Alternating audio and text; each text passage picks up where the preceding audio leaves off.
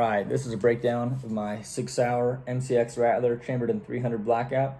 Just kind of go through each part, what I like, what I don't like about it, what purpose this serves for me. So my can on here is a Yankee Hill Resonator R2. It's the full-length version.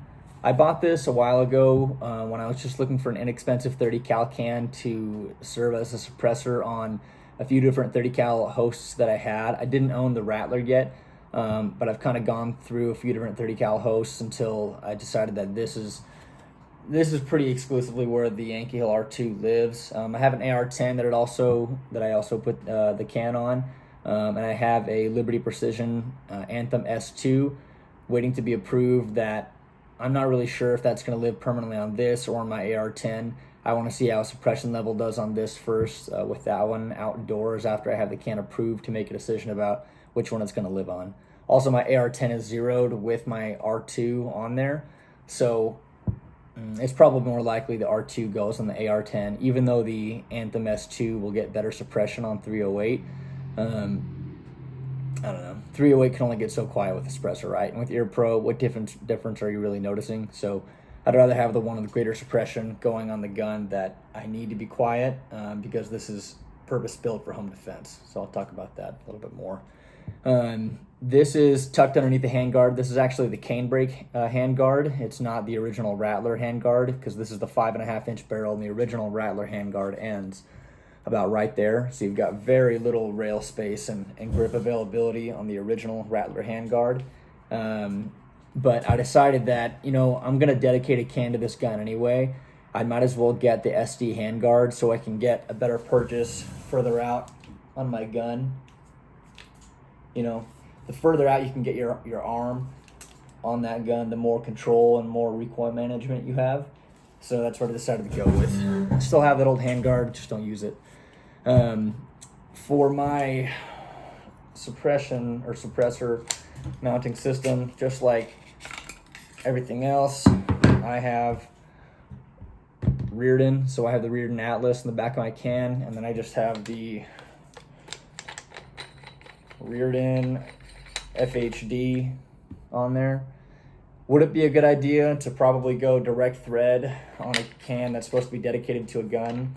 Yeah, but I don't quite have the option to dedicate this exclusively yet, so maybe when my Anthem S2 gets out of jail, I will pull the Atlas off here and just direct thread it using a 5/8 by 24 suppressor mount. But here's the thing, I also have a 300 black bolt gun that I like to put this on, so you can crank it down pretty tight and it doesn't come loose, so I'm not overly worried. Anyway, that's my can situation. My light is a Mod Light PLH V2 18650 with a Surefire UE tail cap running to a mod button light, and then I have it mounted with an Arisaka. I think this is just the regular Arisaka offset Picatinny Scout mount. It's not the MCX specific one because the SD handguard has kind of a unique contour to it. The regular Arisaka Picatinny offset Scout mount works really well and it gets it pretty close to the bore of my gun. And then for cord management, I've just got some black goon tape wrapped around there. I just really hate when my thumb rolls over that cord by accident, so I like having the goon tape to keep it really secured. Makes it nice. I'll show you guys that I'm clear too, for your own peace of mind. Yeah, pretty simple. I don't have backup irons on this. There's just really no reason, and I want to afford as much rail space out front as possible to be able to keep my pressure pad forward of my thumb, because that's where I run on all my guns. For the consistency's sake, my light pressure pad is always forward of my thumb, just barely, so all I gotta do is with my thumb, and it's a very natural shooting position when I'm not engaging the light, and it's very natural to have my thumb right there when I need to engage it. On my other rifles I have, this is a pistol by the way, not a rifle, just for clarity's sake. On my other guns, rifles, I have some sort of signature reduction on my light over my lens. Because this is purpose-built for home defense, I don't want to have another step to do if I'm going to, use this at nighttime in a situation where my life is in danger and I need to be not only waking up, but getting the rifle and then, staging at my bedroom door, because my bedroom door is like 10 feet from my front door. So, the fewer steps, the better. So this gun is staged really close to my bed, and it's always chambered, and it's just on safe. So, and I keep the stock or the brace folded when it's being stored. So all I got to do is grab it, deploy my brace, flip off safe, and I'm good to go. So let's go back to my optic. This is a Sig Sauer Romeo 4T. You can see that on there. The only thing I don't like about this optic is the finish. I don't understand why they had this like glossy black when they could have had the more flat, like matte black they have on the Romeo 5. I don't know. It's whatever. It's not that big of a deal. I really wish it matched the finish of the rest of the gun. I have this ADM mount. I can't remember it's just their standard height mount with the QD lever. I can't remember the model number. It's like T111, something like that. I really wish the finish matched. It's the only thing that bugs me about it, but there's no reason to change it. And it's a really nice optic. The reason I picked this optic over just a red dot like an aimpoint T2 or a Romeo 5 is the 4T has a 68 or 65 MOA circle around it, just like the EOTech reticle. And then it has a center dot, a 2 MOA center dot with hash marks at the 12, 3, 6, and 9 o'clock, just like an EOTech reticle. But then if I hold my minus button, oh, that's just off, my bad. So, frick, I haven't done this in a while. Anyway, I think as you hold both buttons down, and you can get a BDC, it puts in 3 more dots underneath your center dot to account for a drop. The reason I like the circle dot in a situation for like a home defense gun is because the reticle is so obviously apparent, and because of height over bore at such a close distance, I'm within just a few yards of my front door. I want to be able to know that the bottom of my reticle is essentially my point of impact when I'm aiming right there, when it's that close. This is zeroed at 25 yards. I'm not comfortable zeroing any closer than that, even for handguns, just because, when I go out and shoot, I shoot at steel and I shoot at distance. So even with this, when I'm out shooting, I'm shooting at about at least 30 or 40 yards. So when I'm out shooting, I'd rather have my point of impact closer to my zero when I'm out there shooting steel. And I know that my height over bore is low enough here that the bottom of my reticle is where my point of impact is at this distance. Also, the hot spot of my light, just fortunately the way it's positioned, lines up exactly with my reticle at the distance from my bedroom door to my front door. And so when I'm looking, I know that wherever my hot spot is basically where my round is going to. So it's all about being quick and easy to use, and a big reticle like that is very quick and easy to find when you're getting on the gun. And I know where my hot spot is where my shot goes to. So yeah, good optic. In my opinion, it's as durable as the T2. I've seen plenty of reviews. I've had other 4Ts in the past that I've abused pretty well, and it's held up just as well as my T2. I've considered switching my T2 on my MCX over to the 4T to have the BDC capability at distance, but I'm so in love with the T2 at this point, I don't think I'd be willing to change it. Anyway, not much more to say on that. If you noticed, my forward assist and I freaking remember, brass deflector is FDE. It's because I bought this used, and the guy who owned it previously put on the brass deflector and forward assist from, I don't know, he probably bought this aftermarket from Sig, but I like having a forward assist. I don't care what people think about it. It's there. It doesn't mean, not that big of a deal. My charging handle is a Radian LT charging handle for MCX.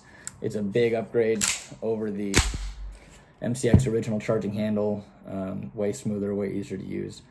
My brace situation is a little unique. So my hinge is the original hinge from Sig for their MCX stock.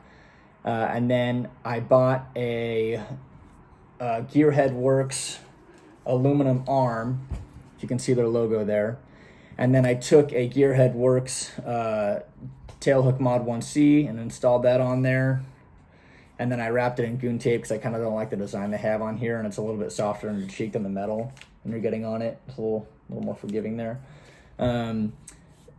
The Gearhead Works aluminum arm comes with its own, it's their proprietary folding hinge, but it's not super solid. It's okay, but I wanted something that was as reliable and as nice as the Sig one, and I had a Sig stock sitting around, so I unscrewed the arm from the Sig stock, and then, you know, fortunately the Gearhead Works arm fits perfectly in there and has the same screw head size and the same taper, so it's rock solid. I've had no problems. It's an awesome brace solution. Sig's braces suck. They have that freaking spinning deal. I can't stand that. Any Sig brace that I've ever had, I've always replaced with a tail hook mod 1C, because it's way more comfortable. So yeah, good brace. Grip is just the Sig MCX grip. Really like that. The original Rattler grip blows. I don't know why they even bothered inventing it. Everybody that I know owns one has replaced it. Trigger is just the original MCX trigger. I really like the MCX trigger. I think it's really smooth and really crisp. It's pretty light.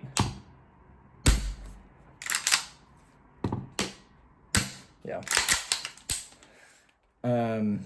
Yeah, good MCX trigger. I like that. This is a pretty simple setup. Oh, sorry, I skipped this. This is a BCM vertical grip, even though it's angled. And because you can't legally have vertical grips on pistols, I've chopped it down to act as a handbrake. I know Emissary makes their own handbrake. I've owned several of them. They're a great product. I just didn't feel like buying one when I knew that I had like 3 or 4 BCM grips on hand, and then I could just saw one off and put it on here, and it would act as a handbrake just the same. And I really like the angle of the grip when it's angled backward. So that's what I went with. Pretty easy. Just take a saw and cut it down and sand it a little bit, and it looks cool. So like I said, simple setup, purpose built for home defense. I use AAC 220 grain 300 blackout black tips as my home defense cartridge of choice. I really wanted to go with the Callaway Ballistics Bore Axe 220 grain because after I watched Alabama Arsenal's review of it, it had really good performance and a gel block, and had great expansion and weight retention.